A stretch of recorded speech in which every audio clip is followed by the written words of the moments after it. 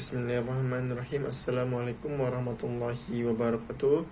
Alhamdulillahirabbil alamin wassalatu wassalamu ala asyrofil anbiya'i wal mursalin sayyidina Muhammadin wa ala alihi washabbihi ajmain. Amma ba'du, rabbi shrah li sadri wa yassir li amri wahlul 'uqdatam min lisani yafqahu qawli. Segala puji bagi Allah, Tuhan semesta alam, karena berkat rahmat serta hidayahnya kita masih diberikan nikmat Islam, nikmat iman, serta masih diberikan kesehatan jasmani dan rohani. Shalawat serta salam juga tidak lupa tetap kita aturkan kepada junjungan kita, yakni Habibana wa Nabiyana Rasulullah Muhammad SAW, karena dari beliaulah kita dapat mengetahui ajaran Islam. Baik, sebelumnya perkenalkan, nama saya Iwan Setiawan, NIM 120160046, kelas 3B, Prodi Akuntansi Syariah. Nah, di sini saya ingin menyampaikan sedikit materi mengenai ekuitas merek dalam Islam, mata kuliah Islamic Marketing yang dipimpin atau yang diampu oleh Bapak Adi Mursalin SEMM CPHCM selaku dosen pembimbing dari mata kuliah Islamic Marketing and Management ini. Jadi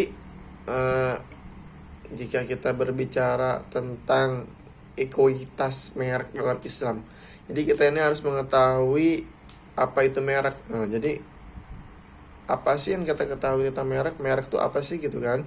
Nah, jadi merek ini adalah suatu nama gitu kan, simbol bisa juga, tanda bisa juga, desain gabungan antara produk yang mana dipakai untuk sebagai penunjuk identitas suatu perorangan atau suatu organisasi, perusahaan, produk, barang juga bisa jadi. Nah, jika kita melihat contoh atau mengambil contoh dari merek yang berada di Indonesia ini, ada beberapa merek yang terkenal atau gitu kan, yang kita kenali, seperti ada kopi kepal api, Silver Queen, kacang dua kelinci, tolak angin, Ikra Jos, Indomie, ada Milo. Nah, jadi masih banyak gitu yang merek. Nah, sedangkan yang barusan saya sebutkan itu adalah beberapa contohnya.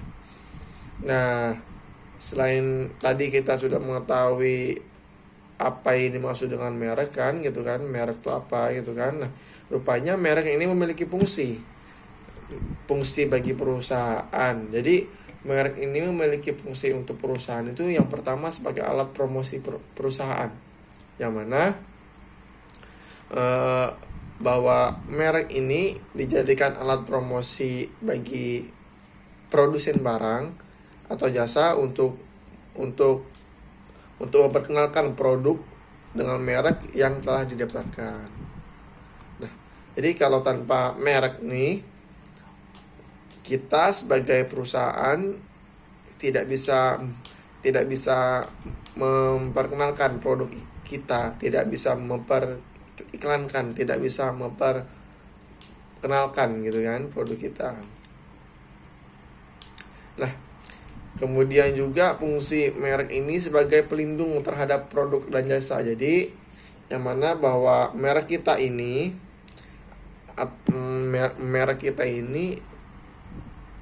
menjadi pelindung atas produk yang kita buat, yang kita produksi gitu kan. Jadi kita ini jadi merek yang kita buat ini telah mendapat sertifikat oleh Menteri Hukum dan HAM. Kemudian juga fungsinya dari merek ini ada hak eksklusif merek, yang mana hak eksklusif merek ini diberikan oleh negara kepada si pemilik merek, kepada kita gitu kan, yang telah mendaftar untuk jangka waktu tertentu gitu kan. Nah, kemudian mencegah aksi pembajakan merek. Nah, jadi mencegah aksi pengkopian merek. Nah, bisa seperti itu. Nah, di selain merek juga ada yang namanya brand equity. Apa coba? Brand equity. Nah, jadi kalau kita berbicara tentang merek, pasti ada yang namanya ekuitas merek atau brand equity. Nah, jadi ekuitas merek atau brand equity ini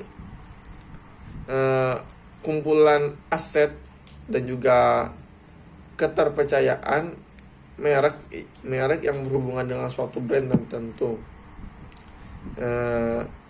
Jadi ekuitas merek ini kumpulan aset kepercayaan merek kita yang berhubungan dengan suatu brand, suatu nama. Nah, rupanya ekuitas merek ini ada juga yang berbasis pelanggan. Ya, jadi jika yang berbasis pelanggan ini, dia ini dapat mempengaruhi diferensial yang dimiliki konsumen atas pengetahuan merek terhadap pemasaran merek tersebut. Jadi ekuitas merek untuk pelanggan ini, jadi pelanggan ini dapat mengetahui, konsumen ini dapat mengetahui merek yang kita pasarkan, merek yang kita perkenalkan, pengetahuannya tahu. Nah, sebelum ekuitas merek berbasis pelanggan ini ada beberapa bahan kunci. Nah, jadi ada 3 bahan kunci merek berbasis pelanggan ini. Yang pertama ini bahwa ekuitas merek ini timbul akibat perbedaan respon konsumen. Jadi konsumen ini banyak perbedaan, banyak pendapat mengenai merek, mengenai simbol perusahaan. Yang kedua ini perbedaan respon. Nah, jadi akibat berbagai pengetahuan konsumen mengenai merek ini, jadi banyak sekali respon dari konsumen ini yang berbeda-beda, pengetahuannya yang berbeda-beda.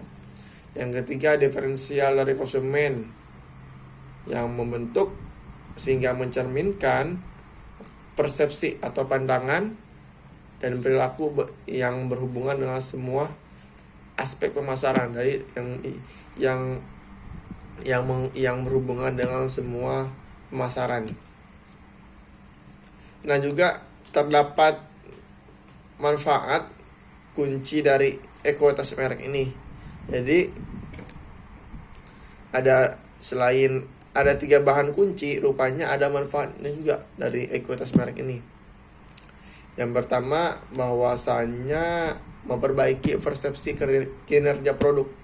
Jadi memperbaiki pandangan, pendapat kinerja dari produk itu. Yang kedua, ada royalitas lebih besar. Jadi royalitasnya itu lebih besar, lebih sangat-sangat baik gitu kan. Nah, kemudian juga tidak rentan terhadap tindakan pemasaran kompetitif, pemasaran yang tidak terkendali. Dan kemudian juga tidak rentan terhadap krisis pemasaran gitu kan. Jadi kalau misalnya kita sudah memiliki kunci dari brand atau nama gitu kan, jadi kita terhindar dari yang namanya krisis pemasaran. Kemudian juga ada respon konsumen lebih baik gitu kan. Jadi konsumen lebih baik manfaatnya itu. Kemudian ada kerjasama, banyak dukungan yang lebih besar, lebih banyak. Kemudian kemudian efektif banget gitu kan. Efektifnya itu dari komunikasi pemasaran yang bisa jadi meningkat gitu kan. Nah, ya, jadi selain manfaat juga ekuitas merek ini memberikan sejumlah keunggulan yang kompetitif. Nah, jadi keunggulannya itu bahwasanya perusahaan ini akan menikmati penurunan biaya pemasaran karena tingkat kesadaran konsumen ini dan royalitas dari konsumen ini sangat tinggi gitu. Jadi perusahaan ini sangat sangat diunggulkan, sangat diuntungkan sekali bahwa mereka ini dapat penurunan biaya gitu kan dari pemasaran, karena tingkat kesadaran konsumen ini sangat tinggi gitu kan.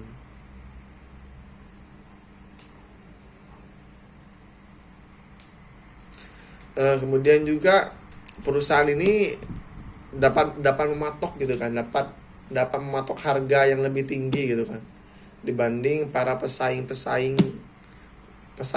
yang lain, kayak karena tadi itu karena kita sudah mempunyai merek sendiri gitu, merek. Nah, merek ini rupanya bervariasi.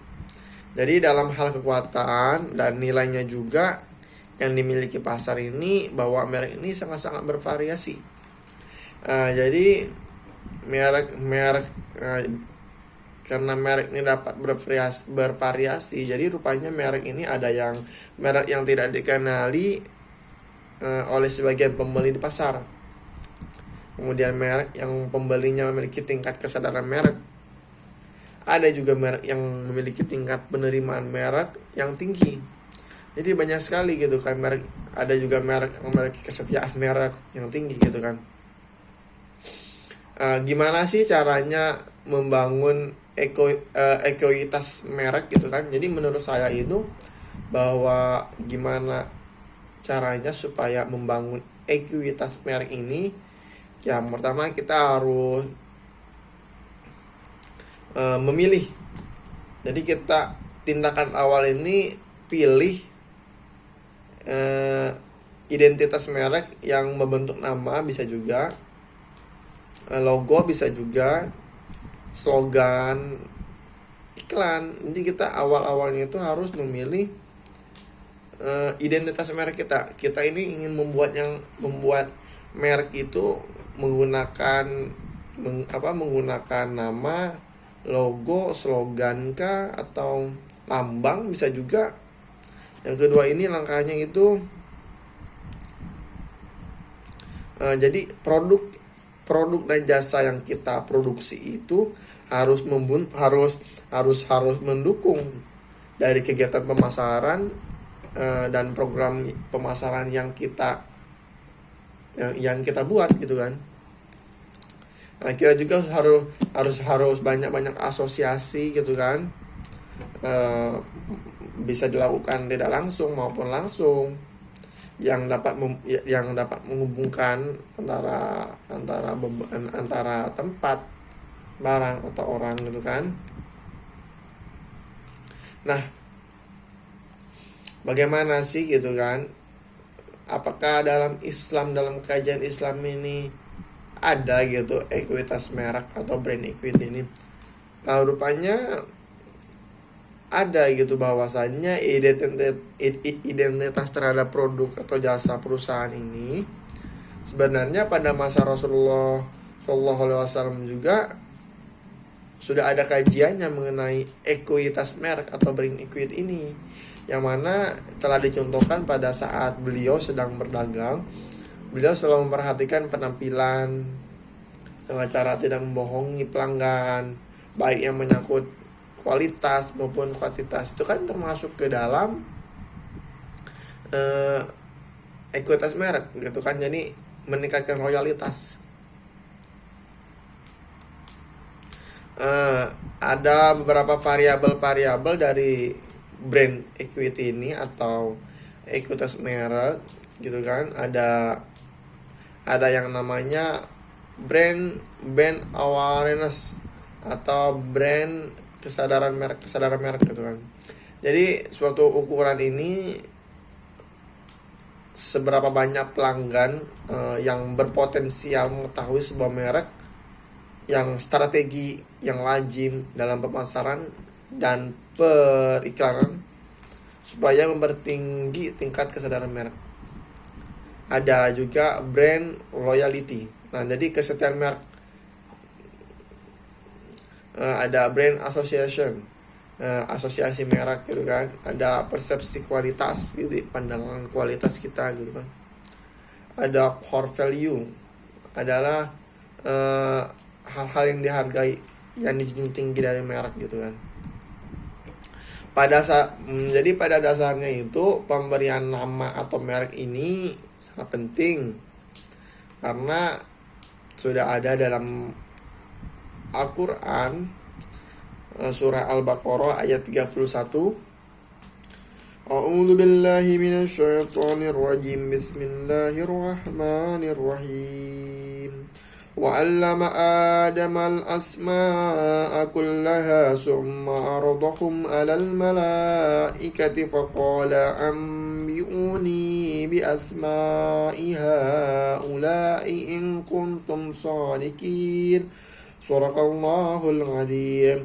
Dan dia ajarkan kepada Adam nama-nama benda semuanya, kemudian dia perlihatkan kepada para malaikat seraya berfirman, sebutkan kepadaku nama semua benda ini jika kamu yang benar.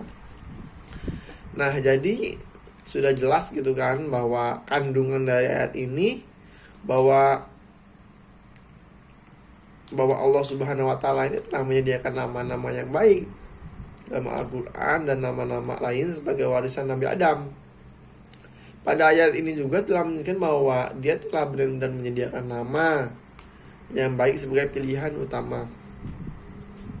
Nah, selain equity merek juga ada yang namanya perceived equality. Nah, apa sih gitu kan yang dimaksud dengan perceived equality ini? Bahwasanya perceived equality ini adalah mutu yang dirasakan bagian dari citra merek pembeli yang didasarkan pada kenyataan pengalaman aktual. Nah, gitu. Sebagai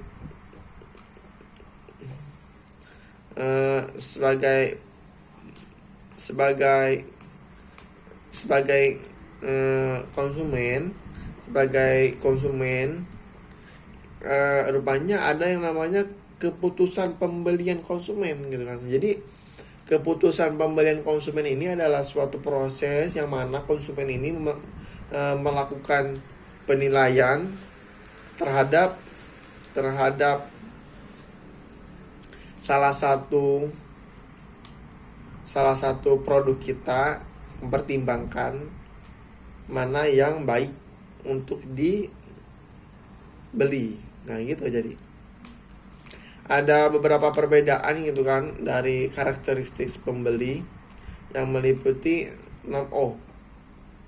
Jadi yang pertama ini ada objek gitu kan, objek. Nah, jadi gitu. Ada objektif, ada occupied,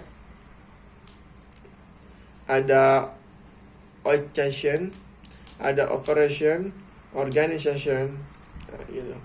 Nah, jadi dari ke-6O ini, objek ini apa yang dibeli gitu kan, objek apa yang dibeli, objektif mengapa kita ingin membelinya gitu kan, occupant siapa konsumennya gitu kan, occasion kapan membelinya, operation bagaimana membelinya gitu kan, organisasi siapa yang terlibat dalam pembelian gitu. Nah, selain tadi selain ada karakteristik pembeli juga ada yang namanya model dari perilaku si konsumen.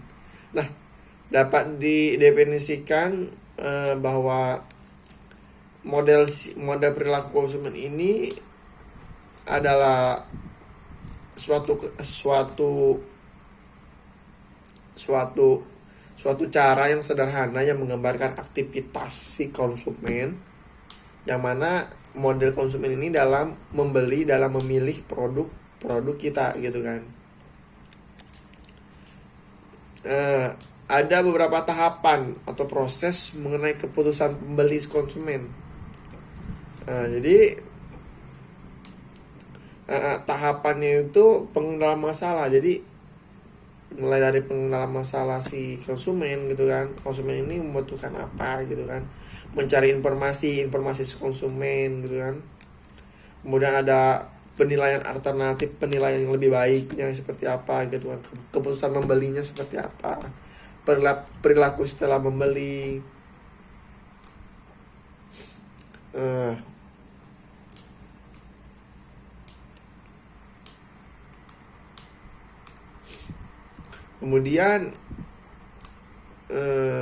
Kemudian juga ada beberapa faktor gitu kan yang mempengaruhi pembelian konsumen ini. Yang pertama ada faktor kebudayaan. Jadi jelas jika suatu daerah pasti berbeda-beda gitu kan, faktornya seperti apa gitu kan, karena setiap daerah ini mempunyai budayanya masing-masing gitu kan. Ada faktor sosialnya seperti apa, seperti keluarganya seperti apa, peran sosialnya, gaya hidupnya seperti apa. Faktor individu juga mempengaruhi seperti motivasinya, pandangan dia gitu kan, kepercayaan dia, bisa juga kepribadian, citra diri. Nah, kemudian juga telah terdapat pada Quran surah Asyura ayat 181 bahwasanya ayat ini menerangkan bahwa untuk menghentikan kejahatan yang biasa mereka lakukan dalam perdagangan, untuk menyempurnakan takaran dan timbangan baik di waktu menjual maupun membeli, mengurangi atau melebihkan takaran dan timbangan adalah perbuatan yang merugikan. Seperti itu. Dan juga telah dijelaskan bahwa tadi di dalam surah Al-Baqarah ayat 31 juga, bahwa yang kandungannya bahwa Allah ini telah mempersiapkan nama-nama yang baik, yang diwariskan kepada Nabi Adam gitu kan. Nah, baik, mungkin hanya itu saja yang dapat saya sampaikan mengenai ekuitas merek ini dalam Islam. Mohon maaf apabila ada kesalahan, mudah-mudahan dapat ada manfaatnya. Wabillahi taufiq wal hidayah. Wassalamualaikum warahmatullahi wabarakatuh.